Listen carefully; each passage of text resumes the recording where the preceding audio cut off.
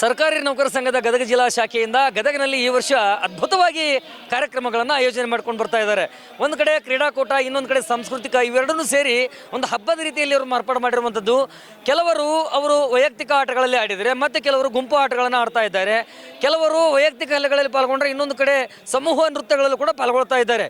ಇಲ್ಲಿ ಜನಪದ ಗೀತೆಗಳಾಗಿರ್ಬೋದು, ಭಾವಗೀತೆಗಳು, ಭಕ್ತಿಗೀತೆಗಳು, ಅದರ ಜೊತೆಗೆ ಗುಂಪು ಆಗಿರುವಂತಹ ಆಟಗಳನ್ನು ಮಾಡ್ತಾ ಇರುವಂಥದ್ದು ವಿಷಯ. ಆದರೆ ಅದೆಲ್ಲದಕ್ಕೂ ಮೀರಿ ನಮ್ಮ ಗದಗ ಜಿಲ್ಲೆಯ ಸಮಾಜ ಕಲ್ಯಾಣ ಇಲಾಖೆಯ ಉಪನಿರ್ದೇಶಕರಾಗಿರುವಂಥ ಡಾಕ್ಟರ್ ನಂದಾ ಹನುಮರಟ್ಟಿ ಅವರು ಮಾತ್ರ ಇದೆಲ್ಲದಕ್ಕೂ ವಿಶೇಷವಾಗಿರುವಂಥ ನಿಟ್ಟಿನಲ್ಲಿ ತಮ್ಮ ಕಲೆಯನ್ನು ಪ್ರದರ್ಶನ ಮಾಡಲಿಕ್ಕೆ ಹೊರಟಿದ್ದಾರೆ. ಅವರು ಅಧಿಕಾರಿಗಳಾಗಿದ್ದರೂ ಕೂಡ ಅವರಲ್ಲಿ ಸಾಹಿತ್ಯ ಹಾಸುಹಕ್ಕಾಗಿದೆ. ಅವರೊಬ್ಬರು ಕಲಾವಿದೆಯಾಗಿದ್ದಾರೆ ಅಂತಕ್ಕಂಥದ್ದನ್ನು ಬಹುಶಃ ಅವರು ಇದೀಗ ಈ ವೇದಿಕೆಯ ಮೇಲೆ ನೀಡಲಿಕ್ಕೆ ಹೊರಟಿರುವಂತಹ ಪ್ರದರ್ಶನ ಏನಿದೆ ಬಹುಶಃ ಇದು ತೋರಿಸಿಕೊಡ್ತಾ ಇದೆ ಅಂತ ಹೇಳಿದ್ರೆ ತಪ್ಪಾಗಲಿಕ್ಕಿಲ್ಲ. ಹಾಗಿದ್ರೆ ಡಾಕ್ಟರ್ ನಂದಾ ಹನುಮರಟ್ಟಿ ಅವರು ಏನನ್ನು, ಅವರು ಯಾವ ಕಲೆಯನ್ನು, ಯಾವ ಪ್ರಕಾರದ ಕಲೆಯನ್ನು ಇಲ್ಲಿ ಅನಾವರಣಗೊಳಿಸಲಿಕ್ಕೆ ಹೊರಟಿದ್ದಾರೆ ಅದರ ಬಗ್ಗೆ ಮಾತನಾಡ್ತಾ ಹೋಗೋಣ. ನಾವು ಕೇಳ್ತಾ ಇದ್ವಿ, ಈ ಗದಗ ಜಿಲ್ಲೆಯ ಸರ್ಕಾರಿ ನೌಕರ ಸಂಘದ ಅಧ್ಯಕ್ಷ ಡಾಕ್ಟರ್ ಬಸವರಾಜ್ ಬಳ್ಳಾರಿ ಹೇಳ್ತಾ ಇದ್ರು, ಮೇಡಮ್ ಅವರು ಬ್ಯೂಟಿಫುಲ್ ಆಗಿರುವಂಥ ಸ್ಕ್ರಿಪ್ಟನ್ನು ಬರೆದಿದ್ದಾರೆ. ಒಂದು ಡ್ರಾಮಾ ಅವರೇ ಬರೆದು ಅವರ ಸಿಬ್ಬಂದಿಗಳಿಂದ ಅವರು ಅದನ್ನು ಆಡಿಸುವಂಥ ಪ್ರಯತ್ನ ಮಾಡ್ತಾ ಇದ್ದಾರೆ ಅಂತ. ಇದೀಗ ದೃಶ್ಯಾವಳಿಗಳಲ್ಲಿ ನಮ್ಮ ಕ್ಯಾಮರಾ ಪರ್ಸನ್ ಪ್ರಕಾಶ್ ಅವರು ಸೆರೆ ಹಿಡಿಯುವಂಥ ಪ್ರಯತ್ನ ಮಾಡ್ತಾ ಇದ್ದಾರೆ. ಇವರೆಲ್ಲರೂ ಕೂಡ ಯಾವುದೇ ರೀತಿಯಾಗಿರ್ತಕ್ಕಂಥ ಪ್ರೊಫೆಷನಲ್ ಆರ್ಟಿಸ್ಟ್ಗಳು ಅಲ್ಲ. ಸಮಾಜ ಕಲ್ಯಾಣ ಇಲಾಖೆಯ ವ್ಯಾಪ್ತಿಗೆ ಬರುವಂತಹ ಒಂದೊಂದು ಹುದ್ದೆಗಳಲ್ಲಿ ಒಬ್ಬೊಬ್ಬರು ನಿಭಾಯಿಸ್ತಾ ಇದ್ದಾರೆ. ಆದರೆ ಇವತ್ತು ಈ ಒಂದು ನಾಟಕ ಅಂತಂದರೆ, ಆ ನಾಟಕದ ಹೆಸರೇ ಒಂದು ತುಂಬ ಡಿಫ್ರೆಂಟ್ ಆಗಿರುವಂಥದ್ದು, ಗೌಡನ ಮಗಳ ಮದುವೆ ಅನ್ನುವಂತಹ ಸಾಮಾಜಿಕ ಹಾಗೂ ಹಾಸ್ಯ ಹೊಕ್ಕಾಗಿರುವಂಥ ನಾಟಕ ಇದಾಗಿದೆ.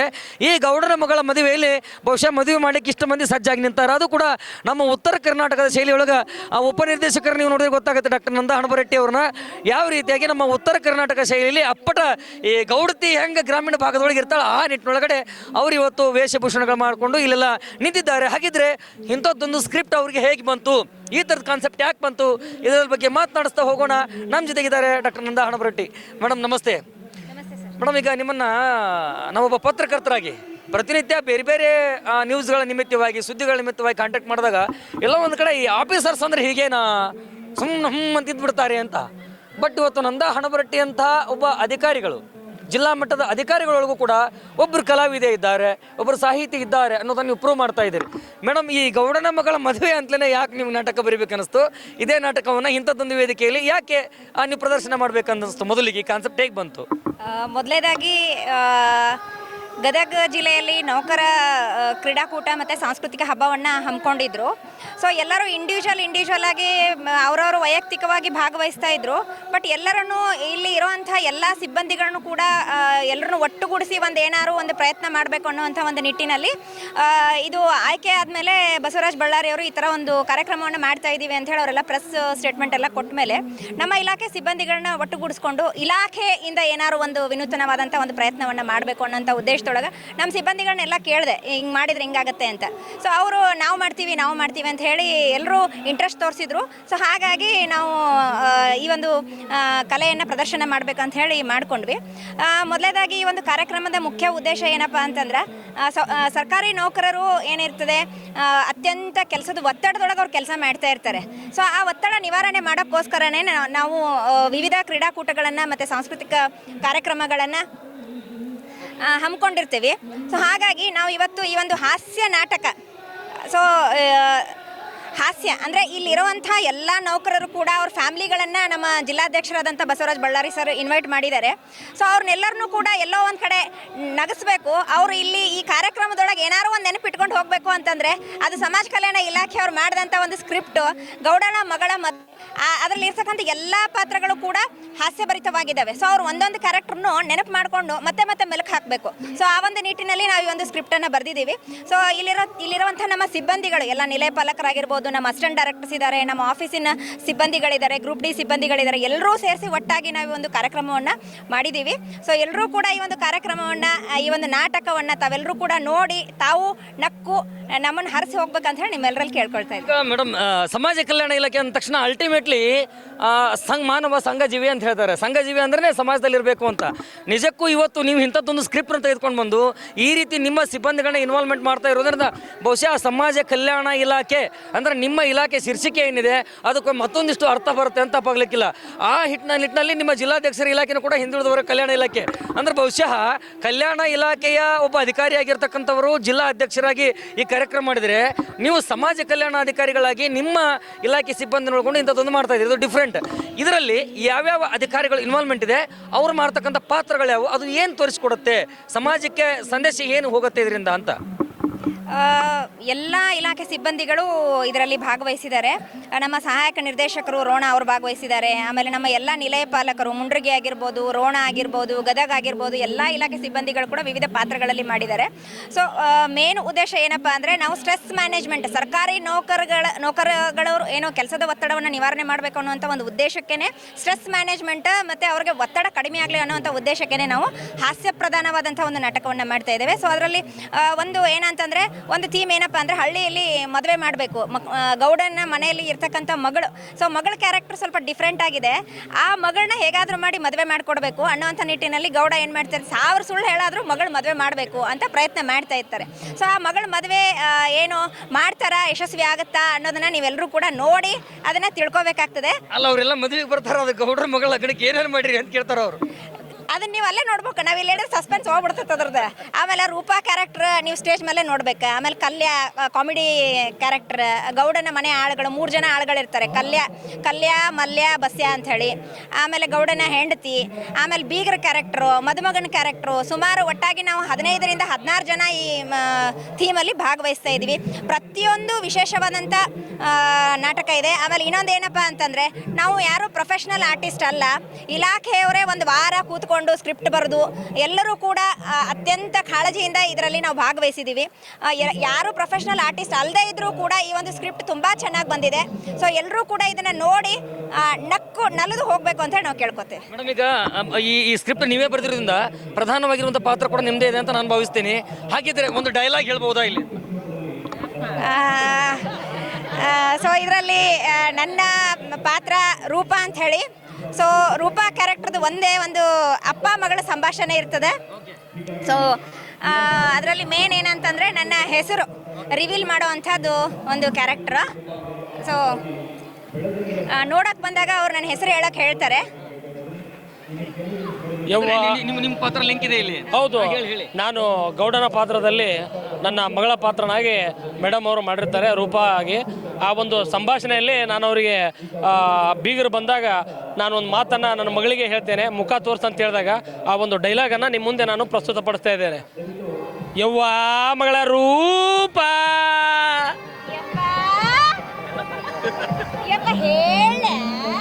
ಹೇಳ ಬಂಗಾರ, ಹೇಳ ಬಿಡ್ತೇನೆ ನೋಡ, ಮತ್ತೆ ಹೇಳೇ ಬಿಡು ಮತ್ತೆ ನನ್ನ ಹೆಸರ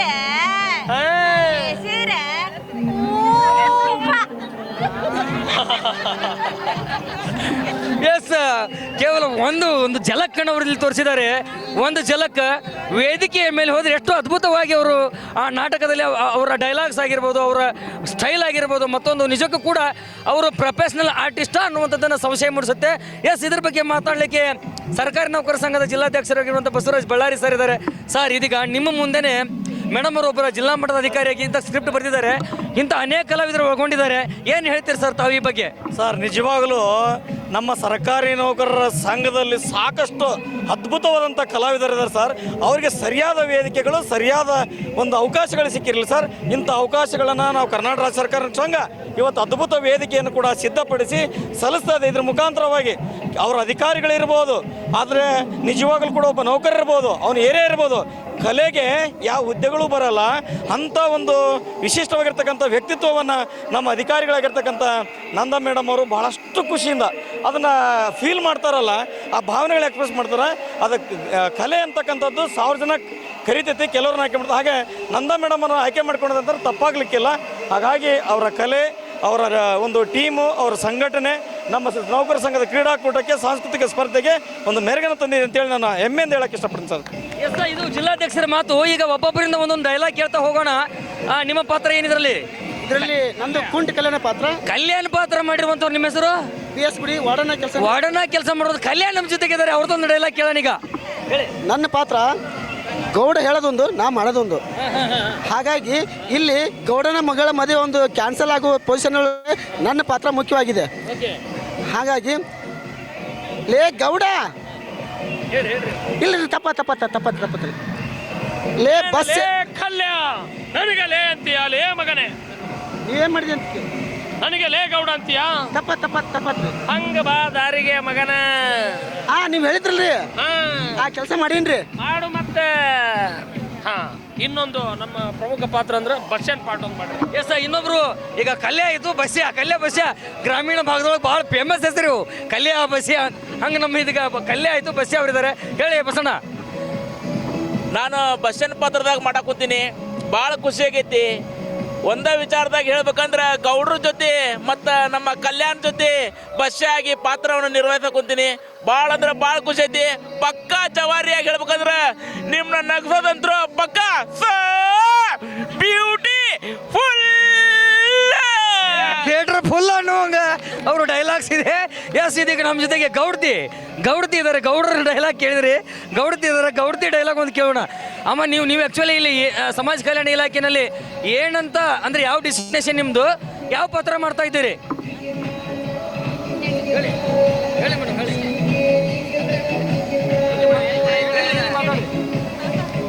ನನ್ನ ಹೆಸರು ಗೀತಾ ಅರುಣ್ ಅಂತಂದು, ಸಹಾಯಕ ನಿರ್ದೇಶಕರು ಸಮಾಜ ಕಲ್ಯಾಣ ಇಲಾಖೆ ರೋಣ. ನಾನು ಈ ಒಂದು ಗೌಡನ ಮಗಳ ಮದುವೆ ಪಾತ್ರದಲ್ಲಿ ಗೌಡನ ಹೆಂಡತಿ ಅಂದರೆ ಗೌಡತಿಯಾಗಿ ಪಾತ್ರ ಮಾಡ್ತಾ ಇದ್ದೇನೆ.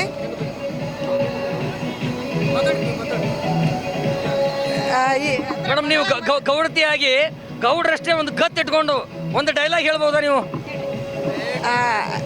ನಂದು ಡೈಲಾಗ್ ಅನ್ನೋದಕ್ಕಿಂತ ಮಗಳನ್ನ ಇದು ಬಂದಂತ ಬೀಗರಿಗೆ ತೋರಿಸುವುದೇ ನನ್ನ ಒಂದು ಇದು.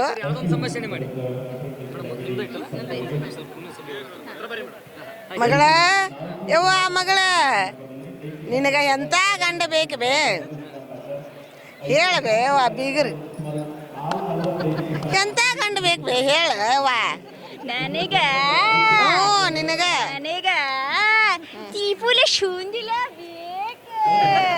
ತ್ರಿಪುರ ಸುಂದರನ್ನೇ ಕರ್ಕೊಂಬರಕ್ ಹೋಗ್ಯಾನ ನಿಮ್ಮ ಅಪ್ಪೀಗ. ತಯಾರು ಮಾಡಿಸ್ತೀನಿ ನಡಿವ ನಿನ್ನ. ಎಸ್, ನಿಜಕ್ಕೂ ಕೂಡ ಕೇವಲ ನಾವು ಒಂದು 5-10 ನಿಮಿಷಗಳ ಚಿಟ್ಚಾಟ್ನಲ್ಲೇ ಇಷ್ಟೊಂದು ನಕ್ಕ ನಲಿತಾ ಇದ್ದೀವಿ. ಬಹುಶಃ ಈ ನಾಟಕವನ್ನು ಪೂರ್ತಿ ಪ್ರದರ್ಶನ ಮಾಡಿದ ಮೇಲೆ ಅದನ್ನು ನೋಡಿದ್ರೆ ಎಷ್ಟೊಂದು ಅವರು ಹಾಸ್ಯ ಹೊಕ್ಕಾಗಿರ್ತಕ್ಕಂಥ ನಾಟಕ ಅಂತ ನಮಗನ್ನಿಸ್ತದೆ. ನಿಜಕ್ಕೂ ಕೂಡ ಈ ಸರ್ಕಾರಿ ನೌಕರರ ಕಣ್ಮನವನ್ನು ಸೆಳೆಯ ಜೊತೆಗೆ ಋಣ್ಮನವನ್ನು ತಣಿಸುತ್ತೆ ಈ ನಾಟಕ ಅಂದರೆ ತಪ್ಪಾಗೋದಿಲ್ಲ. ಎಸ್, ನಿಮ್ಮ ಪಾತ್ರ ಯಾವುದು? ಮಲ್ಯ ಬಸ್ಯ ಅಂದಾಗನೇ ಅದು ಪೂರ್ಣ ವಿರಾಮಿಟ್ಟಂಗಾಗುತ್ತೆ. ಇದಾಗ ಮಲ್ಯ ನಮ್ಮ ಜೊತೆಗಿದ್ದಾರೆ. ಏನು ಹೇಳ್ತಾರೆ ಮಲ್ಯ ಅವ್ರು? ಇನ್ನೊಂದು ಡೈಲಾಗ್ ಹೇಳಿಲ್ಲ.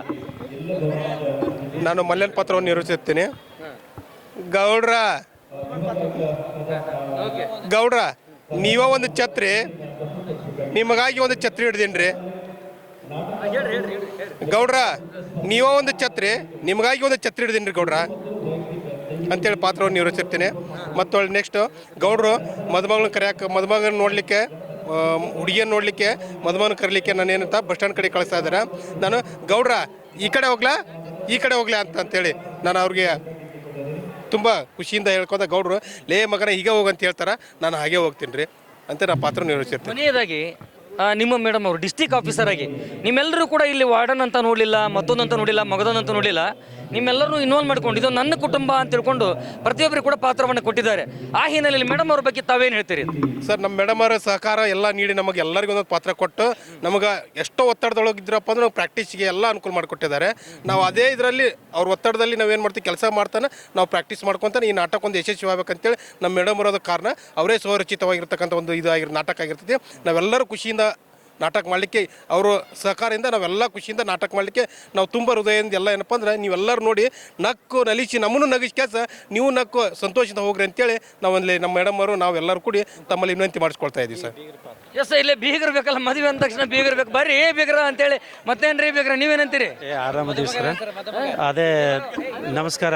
ನಾನು ಒಂದು ಬೀಗರ ಪಾತ್ರವನ್ನು ಮಾಡ್ತಿದ್ದೇನೆ, ಅದರ ಜೊತೆಗೆ ಬೀಗರ ಪಾತ್ರವನ್ನು ಮಾಡ್ತಾ ಇದ್ದೇನೆ. ಮುಖ್ಯವಾಗಿ ಇಲ್ಲಿ ನಮ್ಮ ಮಾನ್ಯ ಉಪನಿರ್ದೇಶಕರು ಮೇಡಮ್ ರಚಿಸಿರುವ ಈ ಒಂದು ಹಾಸ್ಯ ಧಾರಾವಾಹಿ ಅದ್ಭುತವಾಗಿದೆ. ಇದರಲ್ಲಿ ನಂದು ಒಂದು ಡೈಲಾಗನ್ನು ಹೇಳ್ತೇನೆ ನಾನು. ಗೌಡ್ರ, ಈ ಹೆಸರು ಎಲ್ಲಿ ಹುಡ್ಕೊಂಬಂದ್ರಿ? ಯಾವ ಗೂಗಲಲ್ಲಿ ಹುಡ್ಕೊಂಬಂದ್ರಿ? ರೂಪಾನಾ? ಹಾಂ ಹಾಂ ಹಾಂ, ಸರಿ ಸರಿ ಸರಿ. ಗೌಡ್ರ, ಅಮ್ಮ, ನಾನು ಇರೋದೊಂದು ನಡನ ಮುರಿದ್ಬಿಟ್ರ ಗೌಡ್ರ. ಬಾ ಬಾ ಬಾ ಬಾ ಬಾ. ಈ ಥರ ಕೆಲವೊಂದಿಷ್ಟು ಹಾಸ್ಯಮಯವಾಗಿರ್ತಕ್ಕಂಥ ಒಂದು ಪಾತ್ರಗಳು ಕೂಡ ನಮ್ಮಲ್ಲಿದೆ. ಇದರಲ್ಲಿ ಮದುಮಗನಾಗಿ ನಮ್ಮ ರೋಹನ್ ಕುಲಕರ್ಣಿ ಅವರು ಕೂಡ ಇದ್ದಾರೆ. ನಾನು ಒಂದು ಡೈಲಾಗ್ ಕೊಡ್ರಿ. ಯಪ್ಪ ನೀವು ಮಾತಾಡ್ರಿ. ಯಪ್ಪ, ಹಾಂ, ಅಡಿಗೆ ಪಡಿಗೆ ಆಕಿ ಮನೆಗೆ ಬಂದಲ್ಲಿ ಮಾಡೇ ಮಾಡ್ತಾಳ. ಯಪ್ಪ, ಅಡಿಗೆ ಪಡಿಗೆ ಏನು ಆಕಿ ಮನೆಗೆ ಬಂದಲ್ಲಿ ಮಾಡೇ ಕಲಿತಾಳ. ಹಾಂ, ಮೊದ್ಲಕ್ಕಿಗೆ ಮುಖಾರ ತೋರ್ಸ. ಆಯ್ತು, ಮದುವೆಯಾಗ ನೀನು ಅನುಭವಿಸ್ಕೊ, ನಮ್ದೇನು. ಎಸ್, ಇದು ಗೌಡರ ಮಗಳ ಮದುವೆ. ಇಷ್ಟೊಂದು ಅದ್ಭುತವಾಗಿರ್ತಕ್ಕಂಥ ಸ್ಕ್ರಿಪ್ಟನ್ನು ಮಾಡಿರುವಂತಹ ನಿಜಕ್ಕೂ ಕೂಡ ಸಮಾಜ ಕಲ್ಯಾಣ ಇಲಾಖೆಯ ಉಪನಿರ್ದೇಶಕರಾಗಿರುವಂಥ ನಂದಾ ಹಣಮರಟ್ಟಿ ಮೇಡಮ್ ಅವರು ಇವರೆಲ್ಲ ಒಳಗೊಂಡಂತೆ ಇಷ್ಟು ಅತ್ಯದ್ಭುತವಾಗಿರ್ತಕ್ಕಂಥ ನಾಟಕವನ್ನು ಇಲ್ಲಿ ಅನಾವರಣ ಮಾಡಲಿಕ್ಕೆ, ಪ್ರದರ್ಶನ ಮಾಡಲಿಕ್ಕೆ ಮುಂದಾಗಿದ್ದಾರೆ. ಇಂತಹ ಅನೇಕ ಕಲಾವಿದರನ್ನು ಇವತ್ತು ಸರ್ಕಾರಿ ನೌಕರ ಸಂಘ ಹೊಂದಿದೆ. ಕೊನೆಯದಾಗಿ ಮೇಡಮ್, ಇಂಥದ್ದೊಂದು ಅವಕಾಶವನ್ನು ಕೊಟ್ಟಿರೋದಕ್ಕೆ ನೀವೇನು ಹೇಳಿಕ್ಕೆ ಇಷ್ಟಪಡ್ತೀರಿ? ಈ ಒಂದು ಅವಕಾಶ ಕೊಟ್ಟಿದ್ದಕ್ಕಾಗಿ ನಾನು ಮೊದಲೇದಾಗಿ ಜಿಲ್ಲಾ ನೌಕರ ಸಂಘದ ಅಧ್ಯಕ್ಷರಾದಂಥ ಬಳ್ಳಾರಿ ಅವರಿಗೆ ಧನ್ಯವಾದಗಳನ್ನು ಹೇಳಕ್ಕೆ ಇಷ್ಟಪಡ್ತೀನಿ. ಅವಕಾಶ ಎಲ್ರಿಗೂ ಬರ್ತದೆ. ಸೊ ನಮ್ಮ ಕೆಲವು ಆಫೀಸರ್ಸ್ ನಾವೇನು ಮಾಡ್ತೀವಿ ಅಂತಂದರೆ ನೋಡೋಣ ಬಿಡು, ಮಾಡೋಣ ಬಿಡ ಅಂತೀವಿ. ಬಟ್ ಹಂಗೆ ಇರಂಗಿಲ್ಲ. ನಿಮ್ಗೆ ಯಾವಾಗ ಅವಕಾಶ ಸಿಗ್ತದೆ ಆವಾಗ ನಿಮ್ಮಲ್ಲಿರ್ತಕ್ಕಂಥ ಪ್ರತಿಭೆಯನ್ನು ನೀವು ಅನಾವರಣ ಮಾಡಬೇಕು. ಸೊ ಹಂಗಾಗಿ ಇವತ್ತಂತೂ ನನಗೆ ಭಾಳ ಖುಷಿ ಆಯಿತು. ಯಾಕಂದರೆ ಇದು ಜನವರಿ, ಮಾರ್ಚ್ ಎಂಡ್ ಇರ್ತದೆ, ಭಾಳ ಪ್ರೆಷರ್ ಇರ್ತದೆ, ನಮ್ಮ ಆಫೀಸರ್ಸಿಗೆ ಭಾಳ ಪ್ರೆಷರ್ ಇರ್ತೈತೆ. ಎಲ್ಲರೂ ಸೇರಿಕೊಂಡು ನಾವು ಇವತ್ತು ಮಾಡ್ತಾ ಇದ್ದೀವಿ. ಸೊ ನಾವು ಮಾಡಿದಂಥ ಈ ಒಂದು ಪ್ರಯತ್ನಕ್ಕೆ ತಮ್ಮೆಲ್ಲರ ಸಹಕಾರ ಇಟ್ಟು ತಾವು ಇಲ್ಲಿಂದ ನಕ್ಕು ನಲಿದು ಹೋದರೆ ನಮ್ಮ ಈ ಒಂದು ಪ್ರಯತ್ನಕ್ಕೆ ನಮಗೆ ಫಲ ಸಿಗ್ತದೆ ಅಂತ ಹೇಳಿ ಅನ್ಕೋತೇನೆ. ನಾನು ಮತ್ತೊಮ್ಮೆ ಈ ಒಂದು ಅವಕಾಶಕ್ಕಾಗಿ ಎಲ್ರಿಗೂ ಕೂಡ ಧನ್ಯವಾದ ಹೇಳ್ತೇನೆ. ಎಸ್, ಇದಿಷ್ಟು ಗದಗ ಜಿಲ್ಲೆಯ ಸಮಾಜ ಕಲ್ಯಾಣ ಇಲಾಖೆಯ ಅಧಿಕಾರಿಗಳಾಗಿರುವಂಥ ನಂದಾ ಹಣಮರಟ್ಟಿ ಮೇಡಮ್ ಅವರು ಮಾತನಾಡ್ತಕ್ಕಂಥ ಮಾತದ್ದು. ನಾವು ಬರೀ ಅಧಿಕಾರಿಗಳಾಗಿ ಅನ್ಕೊಂಡ್ರೆ ಅಧಿಕಾರಿಗಳು, ಅದರ ಜೊತೆಗೆ ನಮ್ಮ ಒಳಗಿರುವಂಥ ಕಲೆಯನ್ನು ಕೂಡ ನಾವು ಹೊರಗೆ ಹಾಕಿದರೆ ಅದು ಸಾರ್ಥಕವಾಗುತ್ತೆ ಅನ್ನುವಂಥದ್ದು ಅವ್ರ ಮಾತಾಗಿದೆ. ಕ್ಯಾಮ್ರಾ ಪರ್ಸನ್ ಪ್ರಕಾಶ್ ಜೊತೆ ಆನಂದ್ ಸ್ವಾಮಿ Viraktamath, rise of news, Gadag.